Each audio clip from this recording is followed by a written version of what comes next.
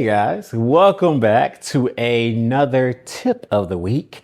This one is going to be what I like to call the pantry flavor enhancers. So a lot of times we as chefs will say, make sure your pantry stocked, or what's a pantry item? And we say pantry a lot. It's basically all your dry goods. So whatever's in your pantry, whatever's in your cabinets. Some of these things are great because of the fact that most people, and me myself included, get tired of eating the same thing over and over again. So your pantry staples or your pantry kind of flavor enhancers, you can like buy one a month, like adding to your repertoire, adding to your pantry, and then that'll change everything.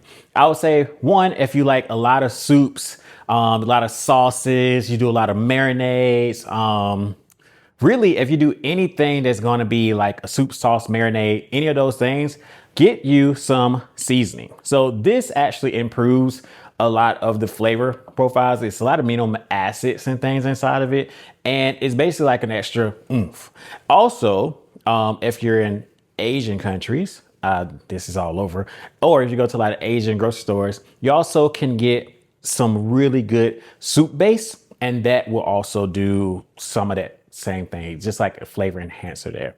Another one for not only my vegan fans out there or listeners and everything, but this can be used for everyone, vegan, vegetarian, or protein eaters.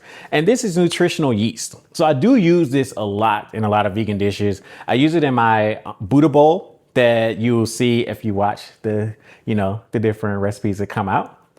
But I also like using it sometimes when I'm just making other dishes. The thing about nutritional yeast is it has this really nice flavor to it, in my opinion, that kind of is like a cheese essence, but also a little bit of seasoning to it. So it's kind of like the in between. And the great thing is, since it's not cheese, then you can do it and use it in sauces and soups, and also sprinkle it on top for a little bit of a nice little oomph, and it will not melt in like cheese or really dominate it like cheese or anything. So that being said, I've used this on all different proteins, from fish to beef to turkey, but it is really great to enhance the flavor in those vegan and vegetarian dishes so you don't feel so boring. Last one that I would say today would be molasses. I know that right now agave is really big, also honey, and you can get maple syrup a lot of places now, but I love molasses. I actually use molasses in my one recipe for bison chili. It's like one of my really good things I put in there. And I always tell people, if you never used molasses before, but you use brown sugar, then try molasses in those recipes that you use brown sugar for, or a little bit, like maybe don't take all the brown sugar out even, but like add a little molasses, and you'll see that essence of brown sugar that you like when it gets wet and when it incorporates in there and gets that molasses feel. Use molasses and you'll just get a whole different flavor profile. Once again, I like swapping this in for honey or agave and other things, and the same recipes I've been using those ingredients in, and just getting a different flavor. So these are just 3 of many. I actually would do this one a couple more times because there's plenty of pantry items that I love.